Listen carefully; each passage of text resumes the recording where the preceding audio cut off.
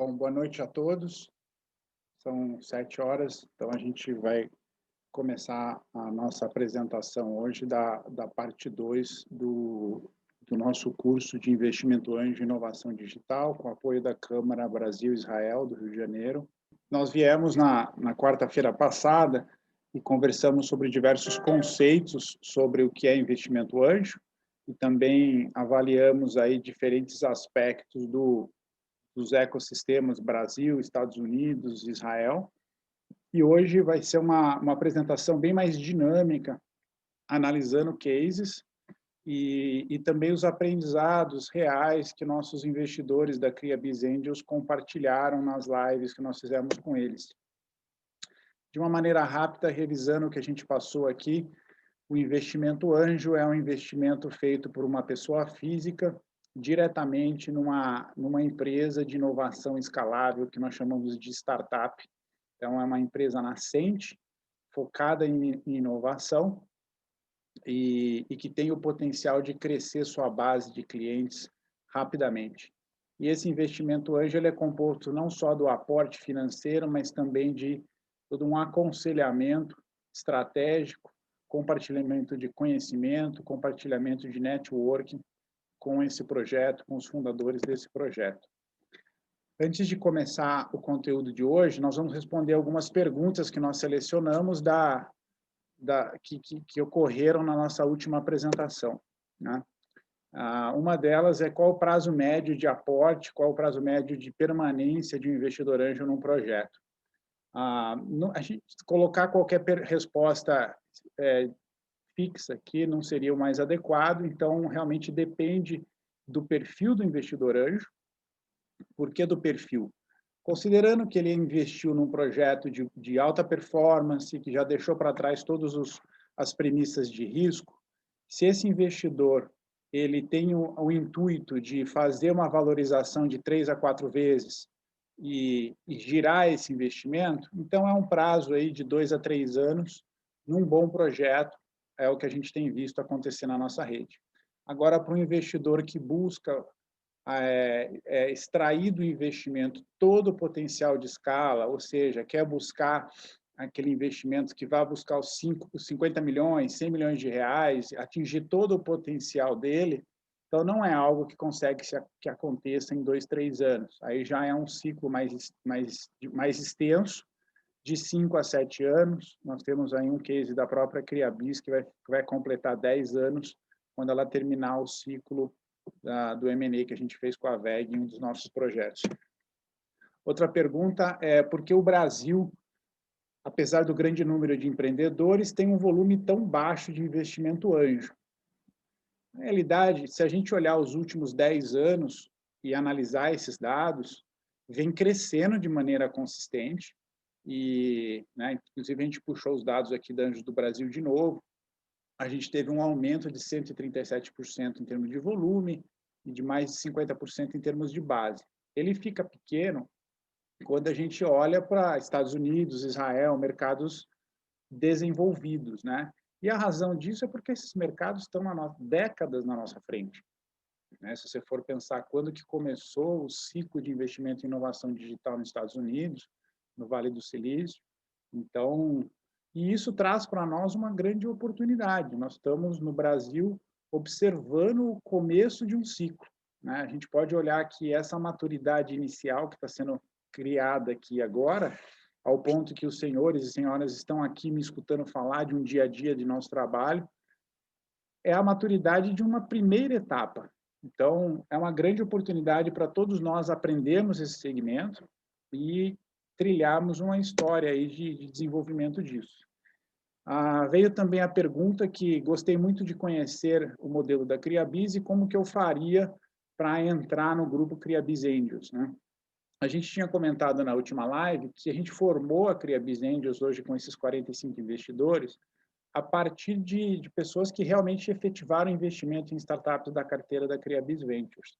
Mas então o que nós fizemos foi criar agora um grupo educacional, vai ser um grupo de WhatsApp, em que todas as pessoas interessadas em aprofundar o conhecimento sobre investimento anjo, porque nós vamos compartilhar mais conteúdo, e, principalmente, analisar todos os projetos que passarem pela CriaBiz Angels, esse grupo vai servir para isso, né?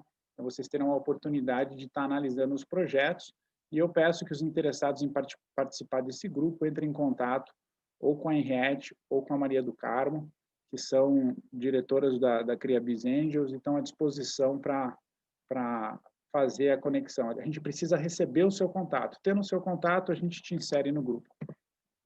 Bom, hoje, então, nós vamos falar de 2 cases reais de investimento anjo e depois a gente vai visualizar os aprendizados que foram compartilhados. Então, a gente, primeiramente, vai falar da BeerMind, que é um case focado em indústria 4.0. O core de negócio dela são algoritmos de inteligência artificial e o que ela entrega para os clientes é eficiência maior eficiência em seus processos industriais. Já a Jovem Gênios é um projeto focado no ensino básico, é o que chamamos de uma edutech. Ela também trabalha com algoritmos de inteligência artificial, mas também com gamificação de conteúdo. E o valor que ela entrega a seus clientes, que são as escolas e os alunos, é um ensino adaptativo. A plataforma ensina o aluno de acordo com os gaps de aprendizado que foram mapeados. E as 2 mensagens que eu quero passar para vocês na análise desses casos, a primeira é que a gestão de funding e as microcaptações, mas isso aplicado a projetos de performance, não é para qualquer projeto, eles preservam cap table, que é o quadro social, eles preservam participação na mão dos sócios, e eles maximizam o caixa da startup. Isso a gente vai mostrar durante o processo. E a outra questão é que construir uma startup de sucesso não é algo, não é um jogo, não é por sorte, vocês vão ver que é uma sequência de diversos fatores, né? Então, a gente coloca aqui que um sucesso futuro é fruto de uma construção complexa e muito responsável. Então, tem que ter essa sequência. Bom, a primeira BeerMind, nosso case de indústria 4.0, que foi da fundação ao M&A. M&A é fusão e aquisição, eles foram adquiridos pela WEG Motores. A WEG é uma empresa de capital aberto no Brasil, focada em motores elétricos e diversos outros segmentos, em 4 anos. Então, foi um ciclo bastante interessante. Esse é um case que a CriaBiz começou desde o comecinho. Quando o Diego Mariano, que é o sócio fundador, foi fundar a BeerMind, a gente estava discutindo com ele estratégia disso, né? Então, é um case de, literalmente de venture building do zero. E, nesse caso, para nós, quais eram os fatores que nos empolgaram como CriaBiz a adentrar o case? A investir nesse negócio e a desenvolver com eles durante 5 anos, quase. No caso deles, equipe. O sócio fundador, que era o Diego, e a empresa inicialmente era toda dele, Diego era mente brilhante, extremo conhecimento de automação industrial. O Diego tinha passado por 2 experiências, de uma startup prévia dele de automação residencial e um bar que ele teve, de fechar esses 2 negócios e encerrar esses ciclos, tendo os seus sócios que encerrou e os funcionários como amigos. Então, ele tinha uma ética muito interessante e um grande conhecimento. Então, isso nos atraía. E ele trazia para a mesa também dois amigos dele, que um vinha da Emerson Automations, também junto com o Diego, o outro não vinha da Emerson, mas tinha uma extrema experiência em implantação industrial, e o Rafael, que vinha da Emerson junto com ele, tinha grande conhecimento de desenvolvimento de software, que a gente chama de full stack. O full stack é o cara que faz o front, o end, o algoritmo mesmo de inteligência. Então, eles tinham uma equipe inicialmente bem completa, isso que nos atraiu. O case da BeerMind começou lá em janeiro de 2017, e eles passaram alguns meses, se não até 6 meses, fazendo o primeiro processo de validação, que é a validação de problema, né? A gente aqui, até de uma maneira engraçada, escreveu aqui biscate de oportunidades, porque literalmente eles biscateavam pequenos rabos de consultoria que sobravam da própria Emerson Automations e adentraram empresas como a Ginomoto, Duratex, e dentro desses rabos de consultoria que eles conseguiam, o foco era um só: estudar bons problemas para desenvolver um software, um algoritmo digital que prestasse algum valor a essas indústrias. E eles chegaram à conclusão que o problema mais demandado e fácil de resolver era calcular o retorno da manutenção. Sempre que um projeto de manutenção industrial era ofertado, a primeira pergunta era, ok, mas qual que é o meu retorno nisso daí? Por que eu deveria fazer isso, né? E esse software, ele entendia o desperdício do processo que estava ocorrendo por falta de manutenção, e aí ele convertia esse desperdício, se era de pessoas, tempo, matéria-prima, água, qualquer insumo, ele convertia em dinheiro e aplicava isso no custo de manutenção. Então, era um projeto, era um algoritmo que mostrava, olha, você aqui vai economizar, você vai gastar 100 mil reais, mas no ano você vai economizar 1 milhão, né? E esse projeto começou a ter grande aderência, e aí eles tiveram a excelente experiência de ganhar 4 programas muito importantes de inovação na época. O Startup Indústria, da ABDI, e aí como vencedores do ciclo que eles participaram, eles entraram com o software na Caterpillar e na BRF. Na Caterpillar, eles aplicaram num forno de cura de sapata de trator. Então, dizia quanto que estava custando a ineficiência do forno devido a problemas de manutenção dos queimadores. E na BRF, eles aplicaram numa filetadeira de frango. Então, eles diziam quanto estava sendo desperdiçado de carne de peito, que acabava indo para salsicha, devido ao fio da lâmina filetadeira, que era uma lâmina que precisava ser trocada, né? Então, cada caso era um caso, mas esse software, ele rapidamente começou a adentrar a corporates, e foi muito interessante. E no SAP Startup Focus, da SAP, é um programa em que você inscreve um produto e tem esse produto certificado no App Center da SAP, para que a SAP venda esse produto para você, né? E foi esse programa que instigou a BeerMind a desenvolver um segundo produto, porque o primeiro produto deles era o BeWise, que é o cálculo do ROI, e é no segundo produto deles que daí sim eles desenvolveram, porque o primeiro é um produto fácil de copiar. Agora, o segundo produto deles são os algoritmos de inteligência artificial que realmente geram eficiência de processo.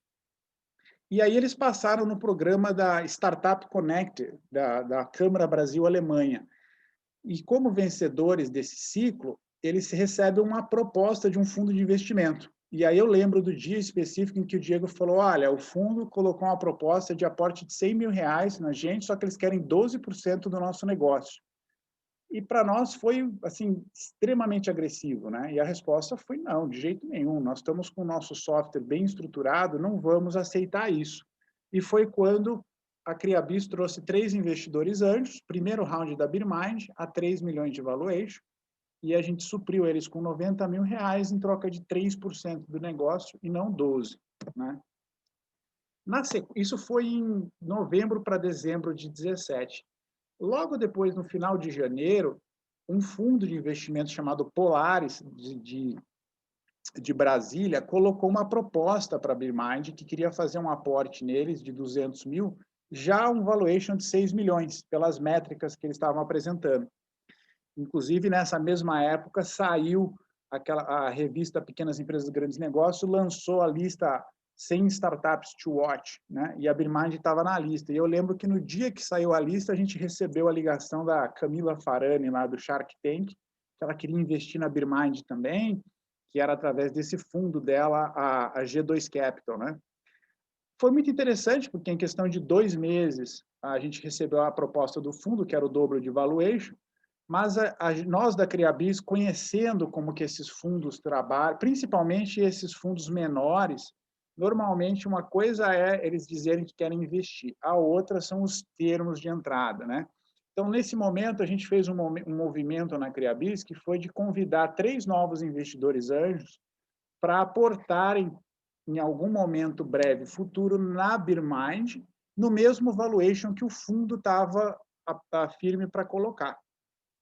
E aí seguiu fevereiro, março, abril. Durante esse processo, a BeerMind conseguiu abrir novos clientes, Suzano, Eurofarma, Maxion, e a gente foi finalmente conhecer os termos que foram apresentados pelo fundo.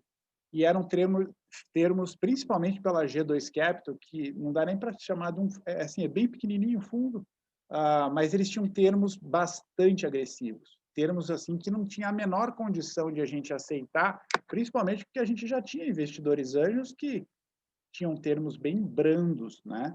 Termos que eu digo opções para que o fundo adquira participações maiores a preços bem menores, então assim, coisas que não faziam sentido. E aí nós tocamos isso até cerca de maio. Uma outra coisa que aconteceu também é que pela Câmara Brasil-Alemanha nós conhecemos o Paulo Stark. Paulo Stark é o ex-CEO da Siemens do Brasil, ele foi CEO da Siemens na Alemanha, baixa tensão. E o Paulo, que tinha acabado de se aposentar da vida corporativa, estava muito interessado em fazer um aporte como anjo na Birmind. E aí, sabendo disso, nós tínhamos que encerrar esse segundo round para poder, então, ter uma negociação com o Paulo mais para frente. Mas, assim, não poderia... a gente precisava fechar, passar a régua no segundo round, né? E foi quando, lá por maio, dois fatores de decisão. Primeiro, o software da Birmind na SAP ganhou certificação, então o nosso software oficialmente passou a ser vendido no App Center da SAP, e a Birmind ganhou um prêmio do Startup Indústria, coincidentemente no mesmo valor que o fundo queria aportar. Então os empreendedores olharam e viram e pensaram: eu vou pegar 200 mil do fundo e me submeter a termos extremamente agressivos, ou eu vou simplesmente receber esse prêmio de 200 mil reais que acabou de entrar na minha conta. Então, foi nesse momento em que a gente descartou os fundos e fechou 75 mil reais, round 2, com 3 investidores anjos que a Criabis também trouxe para dentro. E aí seguimos no ano, trabalhando Birmind, e aí Maxion, começou na Maxion Autoparts, que são longarinas e chassis, depois evoluiu para Maxion Wheels, que é produção de rodas. Dentro da Philip Morris foi muito interessante o processo também de eficiência. E aí, quando foi em agosto, a gente fechou o terceiro round da Birmind, aí já um valuation de 8 milhões, e todos esses aumentos de valuation, tudo baseado em evolução do negócio. Você vê produto, cliente, certificação, entrada em clientes corporativos de diferentes segmentos. Só para ter uma ideia, na Aerofarma, o software da Birmind foi implantado em 14 linhas de produção à distância de Sorocaba. E a Aerofarma está lá em Barueri. Então, assim, várias conquistas que fizeram daí o Paulo Stark investir 80 mil reais no terceiro round, isso foi em agosto, e o Bruno Zarpelon, que era o diretor de inovação da Câmara Brasil-Alemanha, fez também um aporte de 0,25, foi 20 mil reais aportado. De lá em diante, a partir aí de setembro, a Birmind já entrou num processo que ela nunca mais captou dinheiro de investidor anjo. Ela começou um processo de escala, que a gente chama, em que não era mais só ela vendendo o software dela, mas ela desenvolveu parcerias white label, em que consultorias colocavam o nome da consultoria no software da Birmind e vendiam esse software a seus clientes. E isso deu um volume para a Birmind muito bom. E principalmente com a Dimensional, que é a maior empresa de integração industrial do Brasil, filial da Sonepar francesa, eles tinham um contrato de distribuição, né? Porque com a Porsche Consulting, com a Ernst Young, foi muito caso a caso, análise de cliente a cliente. Com a Dimensional, não, foi um contrato de distribuição nacional. Então, fluiu aí um volume de negócios muito bom. E aí, nesse processo, o Paulo Stark, investidor anjo, que tinha 1%, resolveu aumentar aquela mensagem que a gente passou na parte 1. Quanto mais o negócio vai performando, mais você vai aumentando a sua posição no negócio. E ele queria adquirir mais participação na Birmind, né? Aí ele adquiriu a 10 milhões de valuation e a 12 milhões de valuation. A 10 milhões de valuation. E aí a Criabis vendeu para ele, que é o que a gente chama de secundária. A Birmind não queria caixa. Então, a Criabis vendeu para o Paulo Stark participação. A primeira foi quando houve um potencial de M&A com a própria Dimensional, E a segunda, nesse momento da primeira, a gente negociou com o Paulo. Paulo, que metas de tração de receita você quer para pagar 12 milhões e não 10? E ele estabeleceu as metas. E quando essas metas foram batidas, em janeiro de 2019, ele comprou mais o que estava combinado, que na realidade foi uma transação não pelo valor do dinheiro, mas só para subir o valuation baseado em métricas. E aí passou um gap de um ano, vocês podem ver, de janeiro de 19 a janeiro de 20, até que houve uma proposta formal da WEG de fazer um M&A, né? Um Merger and Acquisition, uma fusão e aquisição. Por que uma fusão? Porque a WEG comprou 51% da Birmind. Hoje a WEG controla a Birmind, mas ao mesmo tempo é um controle extremamente saudável. A Birmind continua livre para vender para quem bem entender, mas ao mesmo tempo tem a capilaridade da WEG em 56 países, né? E aí, mediante a proposta formal da WEG, que ele chama de binding offer, houve mais uma aquisição secundária do Paulo Stark, e agora, em outubro, a Birmind já tinha assinado o contrato com a WEG, convertido de limitada para SA, e aí ocorreu agora o aporte efetivamente. E quando o aporte ocorreu, houve o buyout de 7 investidores anjos, que são os investidores anjos que entraram antes. Então, a gente vê no caso da Birmind, e aqui que vem a questão das microcaptações. Vocês lembram que o fundo queria comprar 12% por 100 mil reais? A Birmind, nas 3 captações que ela fez, ela pôs no caixa 265 mil reais e comprometeu apenas 5,5% do cap table. Então, esse é o trabalho de valorização do quadro social e não sair captando valuations que não são adequados. Então, você evitar propostas muito agressivas de fundos ou de investidores tubarões e, ao mesmo tempo, evitar grandes captações que você não precisa de todo aquele dinheiro no momento. Você pode ir fazendo pequenas captações ao longo do processo. E lembremos que essa é uma tese que só funciona se é um projeto de performance, porque o projeto de performance vai crescendo ao longo do tempo, né? Agora nós vamos falar da Jovem Gênios. Mercado diferente, produto diferente, cliente diferente, mas muitas similaridades. Quais delas? Questão da equipe, questão da atração de entrega de valor. Então, fatores que mostram que a fórmula é muito parecida, né? Lá no começo, em janeiro de 2019, a gente viu na Jovem Gênios um case muito completo. Bernard e Fernando. Bernard, um excelente executivo comercial, Fernando, um excelente desenvolvedor de algoritmo, especialista de inteligência artificial. Então, eles tinham essa complementariedade. Aqui eu coloco o perfil ideal. Por que perfil ideal? Esses dois são absolutamente sangue no olho. Se a Jovem Gênios não der certo, assim, tem que dar certo. A vida deles é totalmente alinhada com isso, né? Eles trabalham todos os dias da semana. É uma coisa incrível a dedicação deles.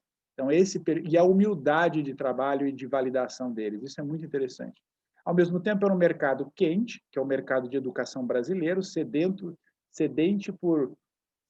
por plataformas digitais que ajudem as escolas. E a demanda por ensino adaptativo é muito, muito grande, né? Porque você ajudar a escola a preencher os gaps dos alunos é um must-have, não é o famoso nice-to-have, é aquela ferramenta que se tiver ou não tiver não faz diferença. Eles tinham uma plataforma funcionando, testada, 7 escolas pagando, e eles tinham clientes recorrentes, clientes que todo mês já estavam pagando. Então, assim, é praticamente o sonho de consumo de qualquer investidor anjo, um case que está no comecinho e que tem todos esses atributos, né? Então, e de novo, na Jovem Gênios, eles estavam numa negociação com um family office, que chama, que é uma boutique de investimento, focada em fortunas familiares, e que, em troca de um aporte de 600 mil reais, eles estavam negociando 12% da empresa. E a nossa mensagem foi, gente, vocês não precisam de 600 mil reais agora. Vamos fazer a sequência de microcaptações.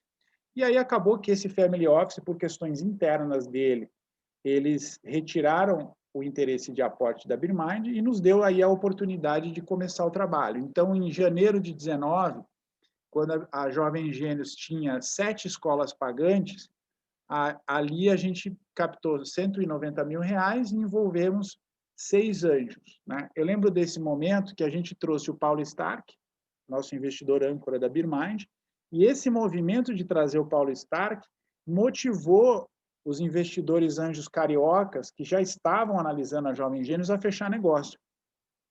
Aí, com esse dinheiro, a primeira coisa que a Jovem Gênios fez foi contratar um stand na Bet Educar, que é a maior feira de educação no país, e esse movimento de ir para a Bet Educar ajudou muito eles a expandir a base de clientes e também expôs a tecnologia deles para grandes corporações.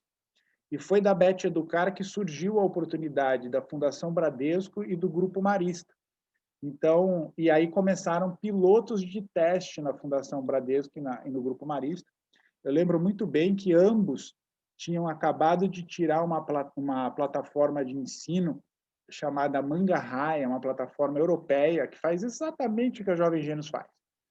E eles falaram, Jovem Gênios, vocês agora vão fazer um piloto de 6 meses e se esse piloto aumentar a nota do nosso aluno, vocês ficam em contrato. Se não aumentar, nós vamos tirar vocês igualzinho a Manga Raia, porque engajar o aluno com gamificação, todo mundo engaja. Agora, aumentar a nota do aluno do boletim, essa é a nossa métrica de entrega de valor.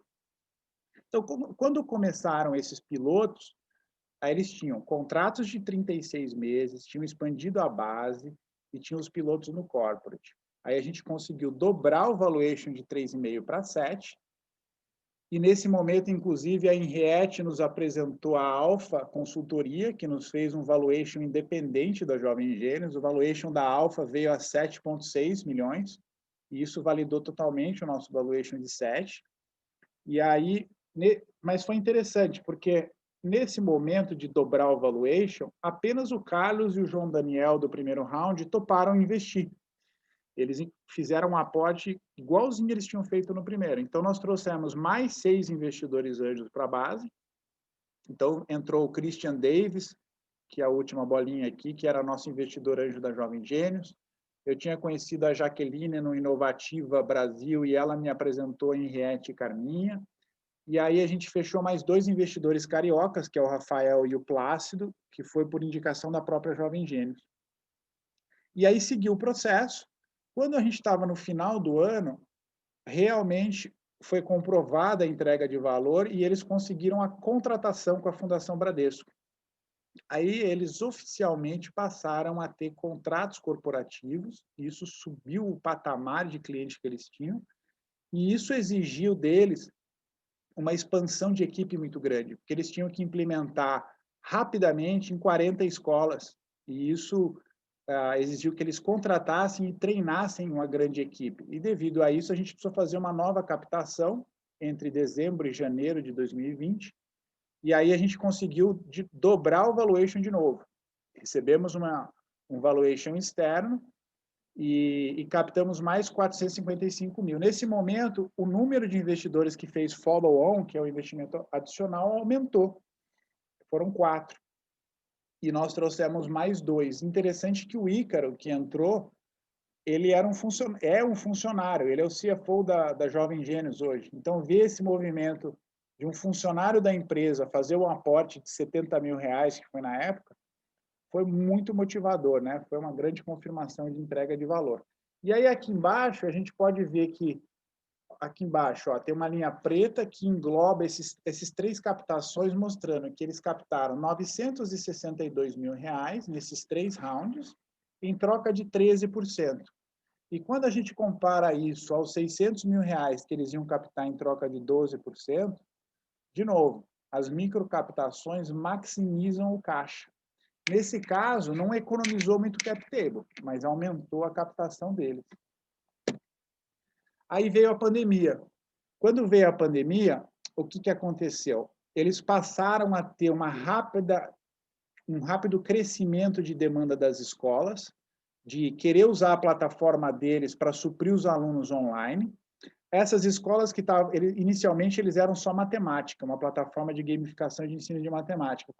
Puseram todas na mesa a demanda de, cara, também queremos português, ciência, geografia, e eles conseguiram responder essa demanda com rapidez e lançaram os produtos das outras matérias. O que aconteceu também é que, como eles não podiam visitar as escolas, eles tiveram que se reformatar para fazer a abordagem de escolas digitalmente. Isso jogou o custo de aquisição da escola lá no chão, caiu para 1/3, passou a custar 1/3 o mesmo custo de adquirir escola. Por quê? Porque era agora digital. E as escolas topavam isso. E o ticket médio deles, que é quanto a escola paga por mês, cresceu 3 vezes. Saiu de 1.000 a 1.500 para 3.500 a 4.000 reais. Por que fez esse movimento? Porque agora, ao invés de suprir só matemática, eles passaram a suprir todas as outras matérias. E aí, com base nesses elementos, o Bernard nos abordou e falou, Cris, a gente precisa fazer uma captação robusta para que a gente tenha tranquilidade de caixa até março. Mas só para explicar para a audiência, por que isso? Porque normalmente as escolas, elas contratam os serviços na virada de dezembro para janeiro, que é quando eles têm o orçamento do ano seguinte. Eles não conseguem inserir nos orçamentos dos anos vigentes.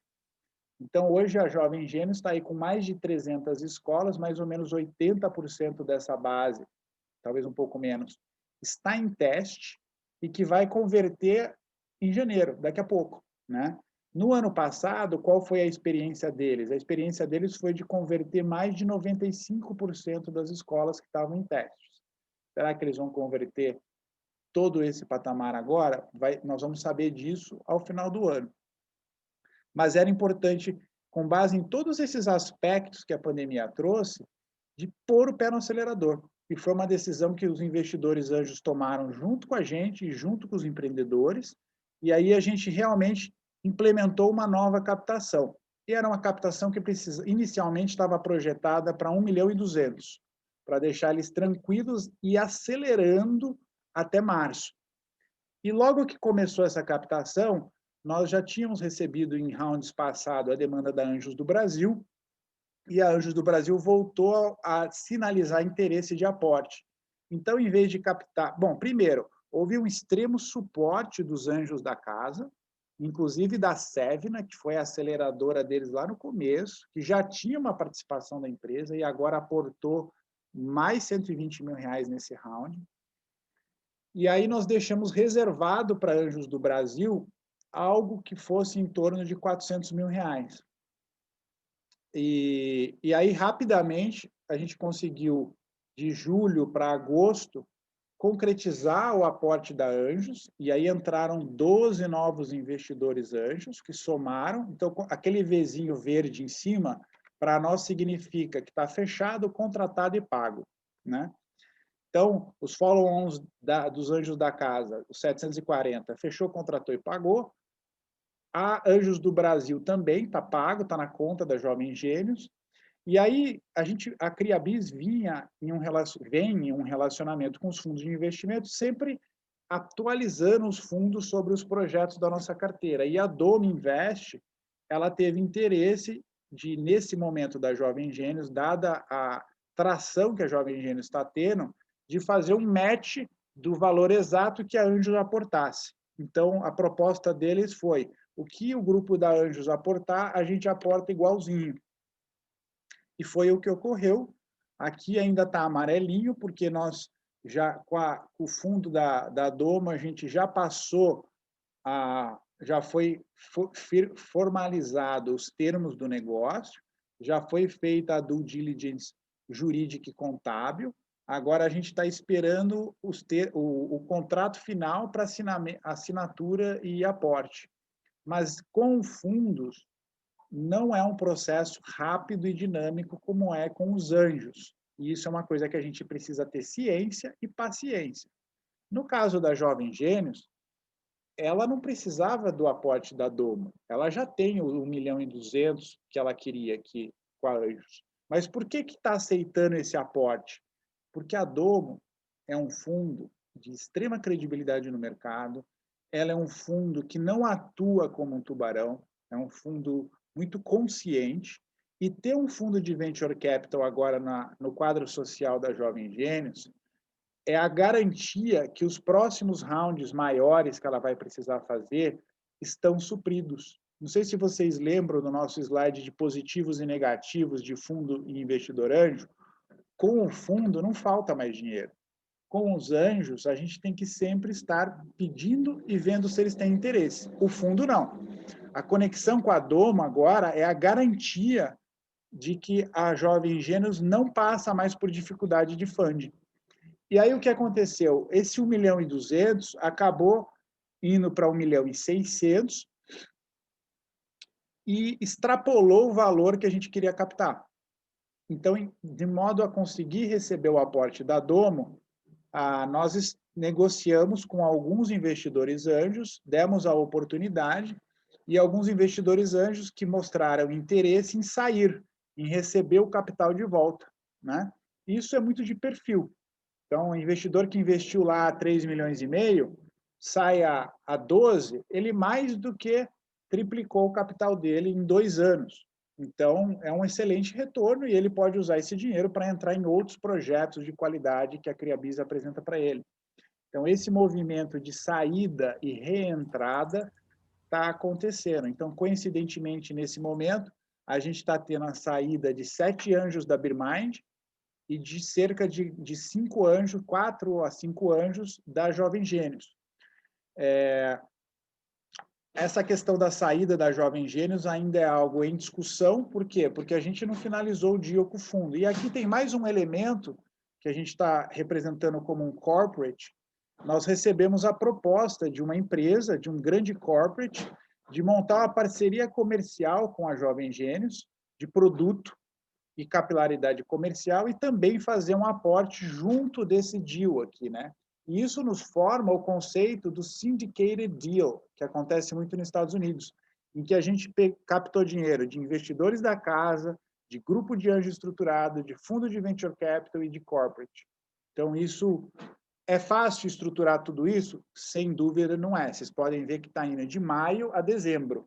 Mas aquele dinheiro do follow-on dos sócios entrou rapidinho em junho.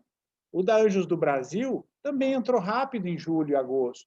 Então, agora a gente pode ter a calma de fazer os corporativos como está sendo feito. Quando a gente olha, então, para esse case, a gente vê que houve uma valorização de 3 a 14 milhões em 2 anos, houve um envolvimento de 24 anjos, de um fundo de venture capital, e quase 3 milhões captados nesse processo. Então, para nós, é um case também que mostra que não é uma simples sequência de eventos. Você vê a construção que vai sendo feita, né? Então, esse processo é muito importante observar. Nenhum grande futuro corporativo é alcançado sem uma sequência complexa de eventos construídos. Bom, com isso, a gente apresentou os 2 cases, que deu para vocês verem uma sequência tanto na indústria como na educação. E aí agora a gente vai conversar sobre os aprendizados que os investidores da Criabis Angels compartilharam conosco. Nós fizemos uma série aí de 6 lives, em que os participantes dos rounds de investimento compartilharam o que para eles eram aprendizados importantes. Então, para o Christian Davis, que é CFO do Grupo Splice, ele ressalta que é importante a gente estabelecer o objetivo do investimento para não ficar com ansiedade, porque não é algo que a gente vai... O investimento não vai se resolver em 6 meses. Então, saiba que é um processo longo, né?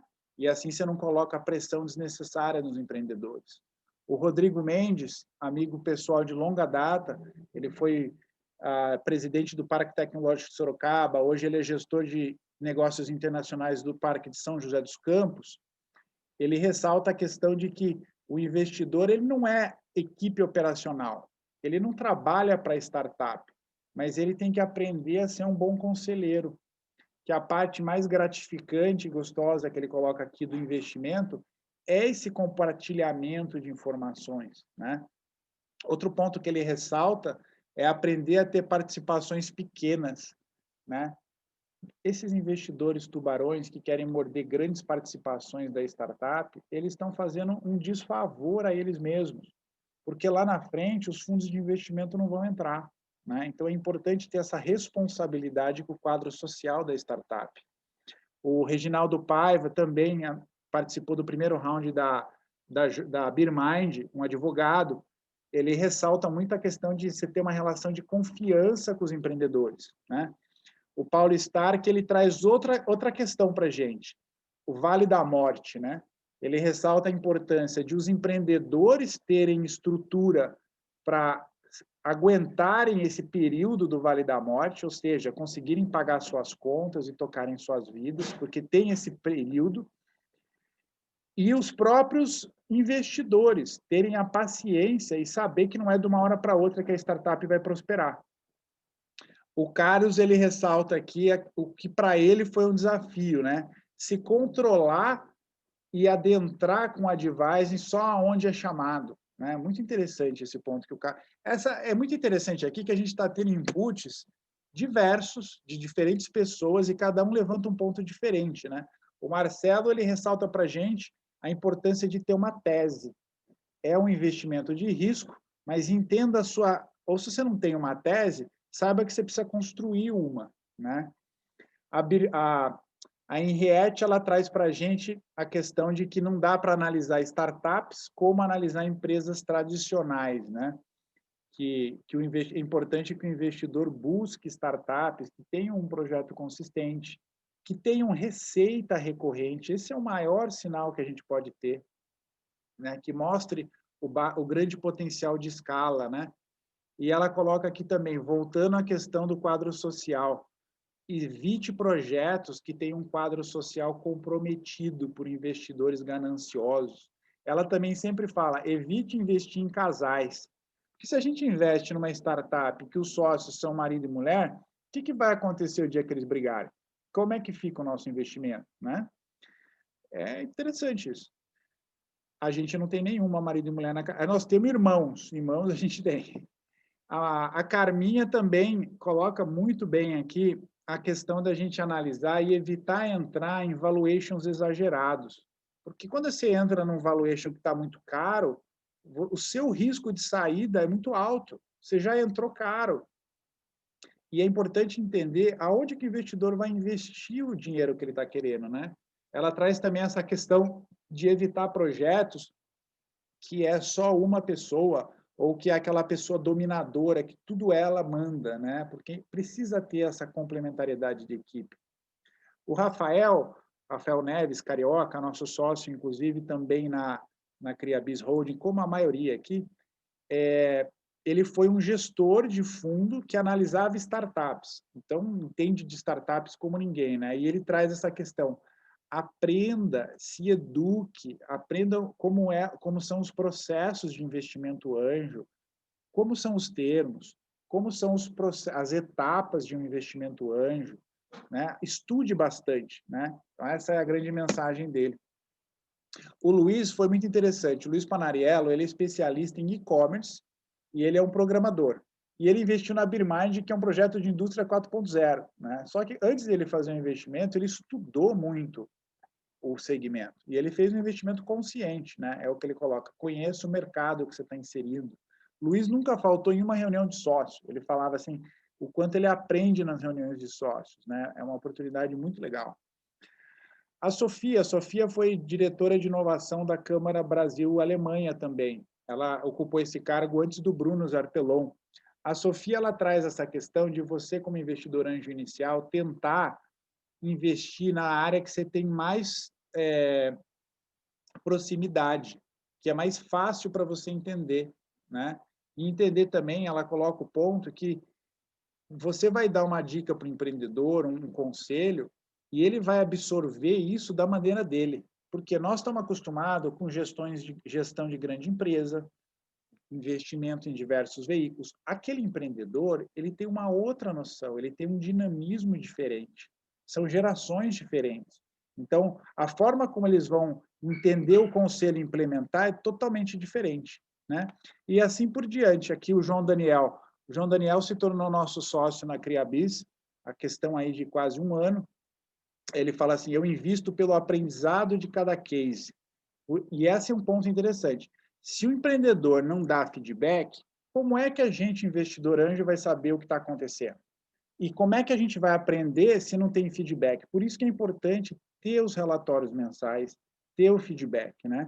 E aí depois o João coloca aqui, depois de diversos investimentos independentes, hoje eu invisto pela Criabis, confiando no trabalho que está sendo feito e comprovado. Pela carteira Criabis eu tenho diversificação. Esse é um fator importante. Diversifique, olha o que o Gabriel fala aqui em cima. Diversificando é a sua garantia de retorno, que quando aquele um projeto não der certo, você tem outros, né? Então, isso é muito importante. E, rapidamente, para a gente encerrar aqui o conteúdo, a Criabis Ventures é uma venture builder que trabalha em construção patrimonial de startups. Nós temos a tese de inovação digital e a entrega de valor através de plataformas e inteligência de dados. E a gente trabalha com um propósito. Existe um propósito que norteia todo o processo da Criabis, que é habilitar jovens a empreenderem, a descobrirem que eles podem construir patrimônio empreendendo e serem livres de serem ferramentas de grandes empresas só. E a inspirar as pessoas, em geral, a serem donas de seus destinos, né? O nosso trabalho é focado nisso. Então, preenche muito o nosso coração poder seguir esse propósito aqui. E de 2020 em diante, a Criabis fez uma evolução de modelo. A gente veio, nos últimos 8 anos, fizemos um trabalho dedicado, modelo boutique, caso a caso, entregando todos esses aspectos aqui de Venture Building. E agora a gente acresce o modelo com as nossas verticais de segmento, onde a gente traz para a mesa também sócios especialistas que entendem muito daquele segmento, que são grandes figuras de credibilidade, seja na educação, seja na saúde, seja na indústria, e principalmente teses definidas de investimento para cada segmento. É uma evolução que a Criabis agora segue daqui para frente. Dentro desse conceito da Venture CA Holding, e aí cada uma dos segmentos se torna uma subsidiária. A gente não está saindo nesse momento com todas essas subsidiárias, e sim organicamente formatando cada uma delas. Hoje a gente já tem operacional a Criabis Health, focada em saúde e bem-estar, e a Criabis Tech, focada em indústria 4.0 e grandes empresas. Os outros investimentos que a gente tem de impacto, fintech, agritech e educação ainda permanecem na holding. Bom, é isso. E peço agora, agradeço demais a oportunidade de novo compartilhar com vocês e peço para a Carminha aqui junto comigo, a gente queria abrir para perguntas, né? Eu vou, inclusive, encerrar aqui o compartilhamento do material, porque a gente quer bater uma bola com vocês, né? Perguntas que a gente possa, né? Vamos ao vivo aqui bater essa bola. Inclusive, quem quiser começar, a gente está à disposição. Você quer começar, Carminha? Coloque uma pergunta e a gente vai seguindo. Ok, Cris.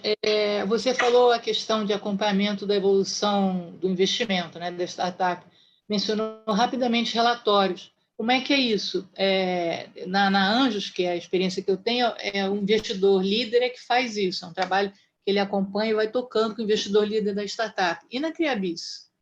Bom, no nosso caso, quando a gente oferece um investimento para a nossa base de investidor, a gente já é sócio da startup há meses, né? Nós já desenvolvemos a governança do projeto, a gente já validou que está tendo a entrega de valor e pôs ela no ponto ideal, que é quando começa a contratação de serviço, né? Então, quando o investidor anjo da Criabis entra num projeto, ele entra nesse ponto ideal. Nós temos na carteira diversos projetos que a gente não ofereceu para a base ainda. Por quê? Porque eles ainda não cumpriram essas etapas. Porque para nós é muito na linha de que se a gente vai fazer 10 investimentos, os 10 têm que dar certo. Uns vão dar mais certo, outros vão dar menos certo.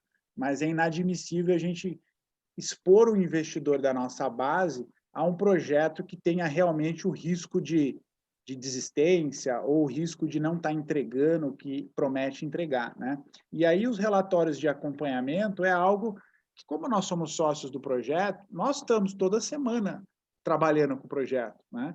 Então, é natural que a gente incentive esse empreendedor a prestar contas. Então, não há a possibilidade de um projeto da nossa carteira não prestar contas, né? Aí cada projeto faz essa prestação de contas de maneiras diferentes, né?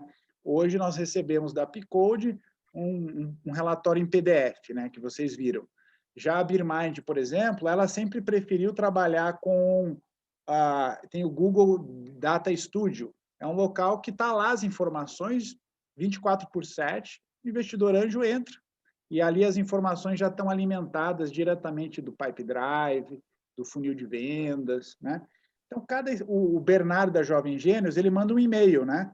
Aquele e-mail que a gente recebe todo mês, que estão lá os OKRs, as métricas no corpo do e-mail, né? Então, a forma a gente deixa livre para eles, mas o acompanhamento é muito importante, porque o compartilhamento de informação gera aprendizado, permite o investidor saber que pé que está e permite o empreendedor pedir ajuda. Ó, agora nós estamos precisando disso, disso e disso. Quem nos ajuda, né? Então, é nessa linha. Tá. Uma outra pergunta. Em caso de alguém ter interesse em aprofundar o assunto, existe material disponível? Onde se obtém mais informações? Bom, material disponível sobre investimento anjo tem disponível na internet, mas nada melhor do que a análise de casos, né? A gente discutir por que esse caso é bom, por que esse caso não é bom. Então, a nossa sugestão esteja em contato conosco. Nós queremos individualmente conversar com todos os investidores anjos interessados. Então, não é uma abordagem em massa.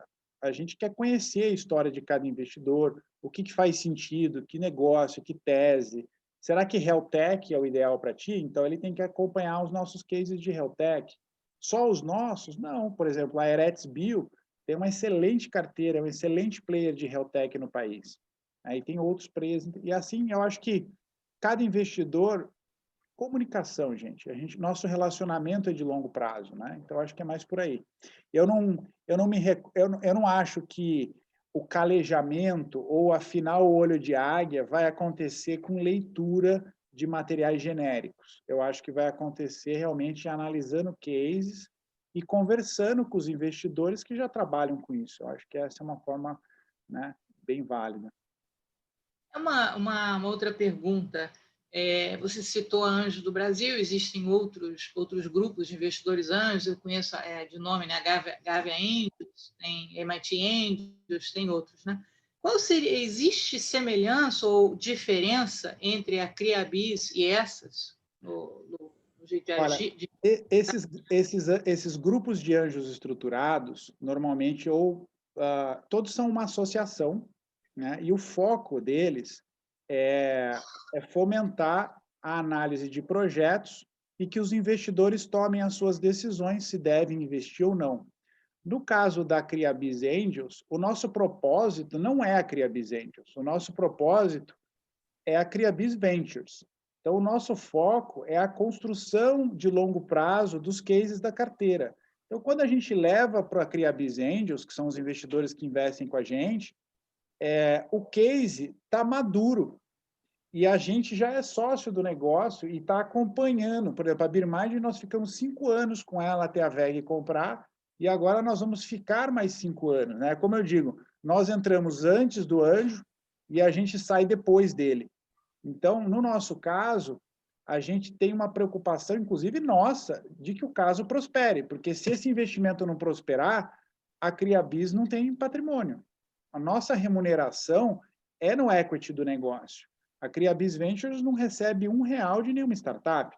Então, se a gente não faz aquele case virar um case decamilionário, pelo menos, nós não conseguimos ter a nossa remuneração. E a CRIABIS Angels é um grupo de investidores que está nesse processo. Já os grupos de anjos estruturados, você não tem um acompanhamento desse, né? Você fez o investimento, o máximo que você vai ter é o investidor líder ali que está acompanhando junto com os outros. mas quem é que está tocando o acompanhamento no dia a dia? Então, acho que essa pergunta mostra um pouco da diferença do que são os grupos estruturados e do que é a CreaBiz Angels, né? É um grupo de trabalho, né?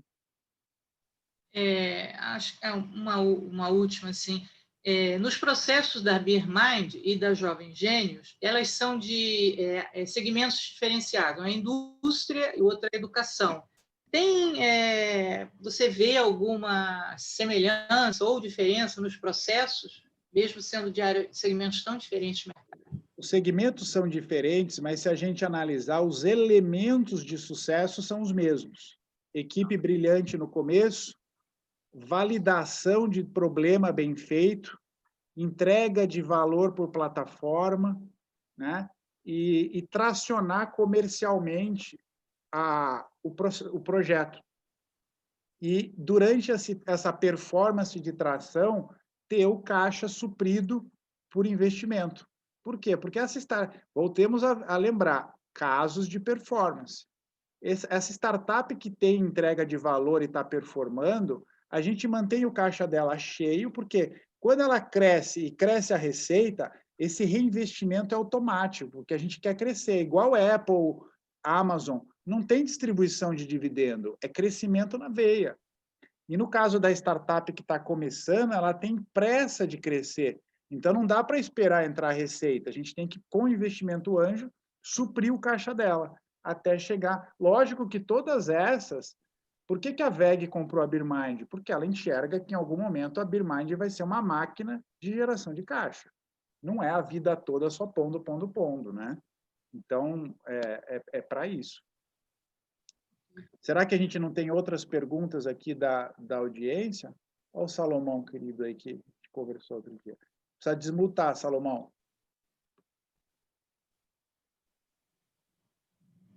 Microfone. Precisa tirar o mute do microfone. Eu não consigo tirar o seu mute. Aí, beleza. Estava achando o microfone. Boa noite para todos. Bem, só para poder entender um pouquinho melhor, né? Todos os projetos, por exemplo, nós tivemos uma reunião agora, semana passada, né? E o que foi conversado, a partir de um valor que eu tenho para investir, e que o ideal é ser diversificado, talvez em 2 ou 3 projetos, se o valor não é tão alto, cada projeto que vocês indicam e que a gente entra, a CreaBiz é sócia também. A CreaBiz sempre já é sócia há um bom tempo antes, né? A CreaBiz entra no momento, não da ideia, mas quando existe o começo de um protótipo, né? Aí esse protótipo precisa ficar pronto, ele precisa ter um cliente de referência que vai testar se essa entrega de valor está ocorrendo e depois evoluir para cliente que paga, cliente pagante. E, em termos de governança, a estruturação societária tem que estar bem montada, acordo de sócios estruturado, contabilmente isso também está validado. Será que esses sócios têm certidões negativas todas certinhas? Que tipo de negócio que o investidor está entrando? Então, esse processo, até o ponto em que tem contrato de recorrência, a gente toca e, quando chega na recorrência, aí sim a gente chama investimento anjo. Eu não tenho a segurança, porque a CreaBiz Angels começou com amigos pessoais meus. Hoje ela está expandindo. Mas, no começo, eu não queria passar pelo desprazer de vida de fazer o meu amigo perder dinheiro, né? Então, eu tinha muito cuidado de levar o projeto a um ponto que não é que não tinha mais volta, mas aqueles riscos de desistência, de falta de consenso entre os sócios, ou a ideia de que eles entregam valor, mas o mercado fala, isso aqui já tem, isso aqui eu não quero, né?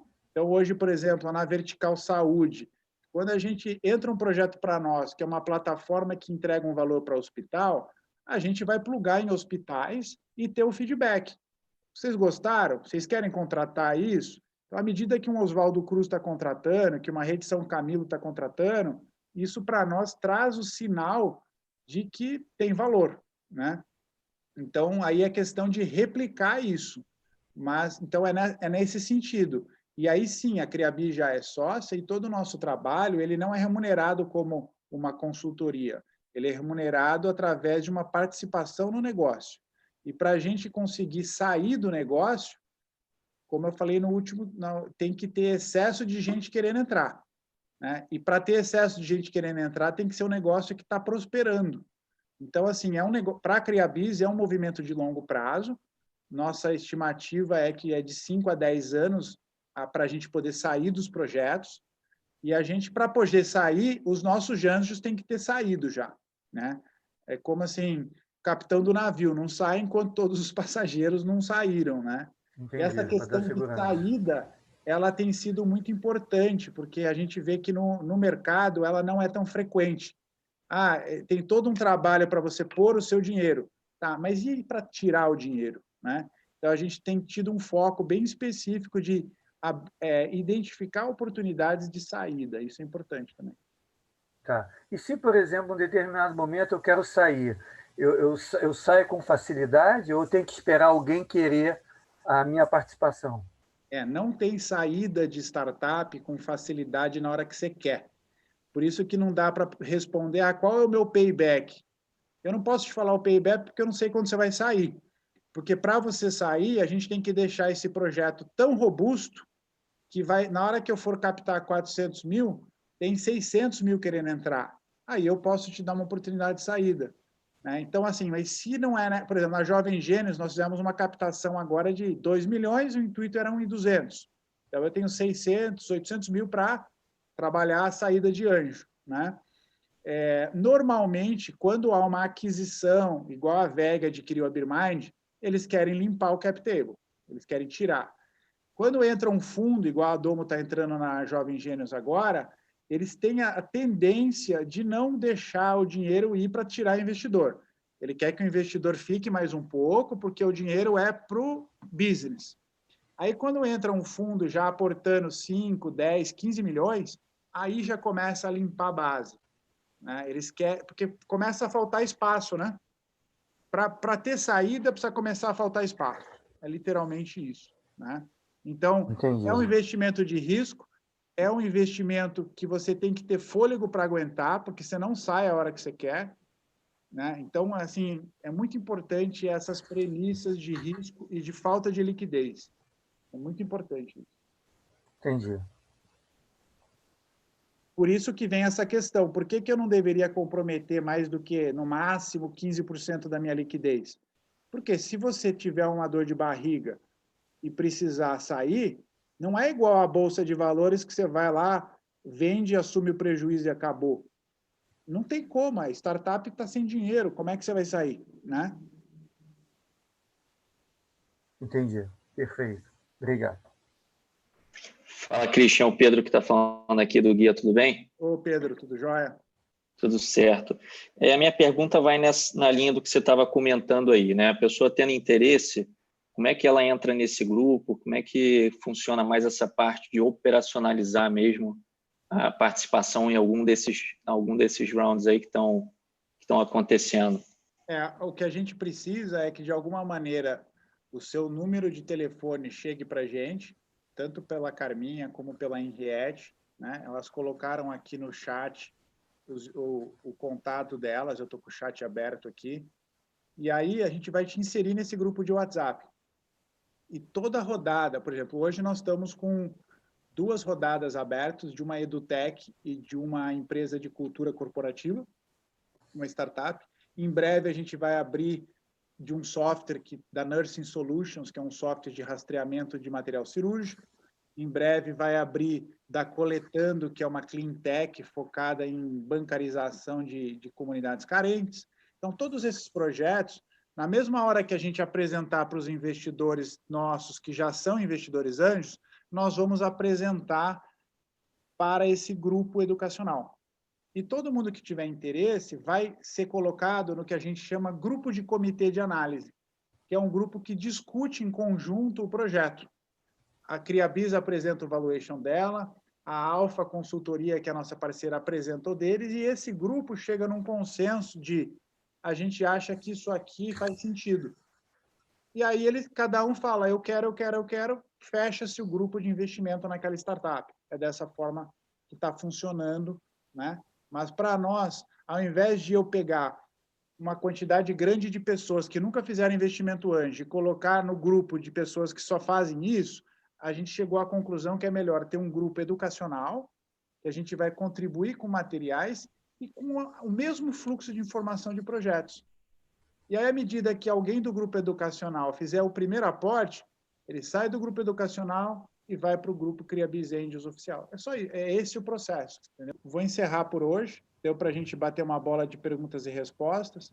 E estamos à disposição, tá bom? Para o que vocês precisarem.